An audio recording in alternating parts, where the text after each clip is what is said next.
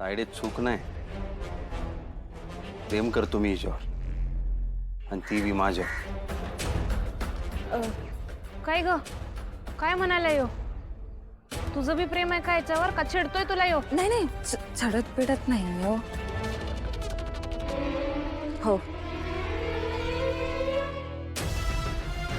आमचं एकमेकांवर प्रेम आहे,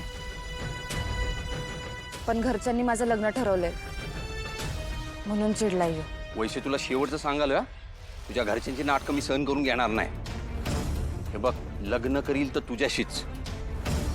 या घरचीच काय, अख्खं जग जरी मध्ये आलं ना तर माझं लग्न तुझ्याशीच होणार. कॉलेजमधनं उचलून घेऊन जाईन तुला. असली दादागिरी इथे चालणार नाही, आधीच सांगून ठेवतो. दादागिरी नाही, रुबाब आहे त्याचा. अख्ख्या गावात मानतात त्याला.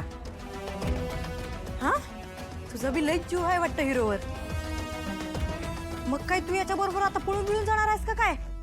अरे काय राव, घरच्यासनी असताना जुमंता पोरीला पळून नेण्यात कसला रुबाब वाटतो तुला? आमच्या इथे याला पळपुट म्हणतात. पळून जायचं कोण म्हणलं? रितसर मागणी घालणार आहे हिच्या घरच्यांना. मी ऐकल तवा ना. अरे काय दाद्या, ती शिकते अजून. तू असं वागून तिच्या शिक्षणात खोडा घालायलास आणि हिथं येऊन तिला लग्नासाठी जबरदस्ती करायला लागलायस.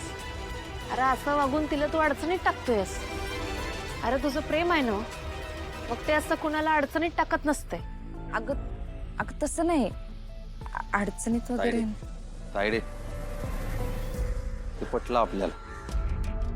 पण तायडे तू लेक्चर चांगली लिहितीस बरं. खरं आजपर्यंत कुणावर जीवापाड प्रेम केलेलं दिसत नाही. केलं असतं तुला कळलं असतं. प्रेम वाटतला काटा कधीच बनत नाही. आपण कुणावर जीवापाड प्रेम केलं ना तर त्यासाठी जीव द्यायला बी तयार होतो आणि घ्यायला बी. मला कळतंय की तू हिच्या भल्यासाठीच सांगायला लागल्यास. तुझ्या घरच्यांनी फुकटचा हट्टीपणा केला ना तर मी बी सुट्टी देणार नाही. अख्ख्या जगाला आग लावीन, पण लग्न तुझ्या बरोबरच करीन. कमळी सांग जरा समजावून ह्याला. ऐकनाच, माझे घरचे काय ऐकायचे नाहीत. आणि ह्याला कितीदा समजावू? माझ्यासारखी भेटेल बी याला कोण पण. हा तुझ्यासारखी नको, तूच पाहिजे.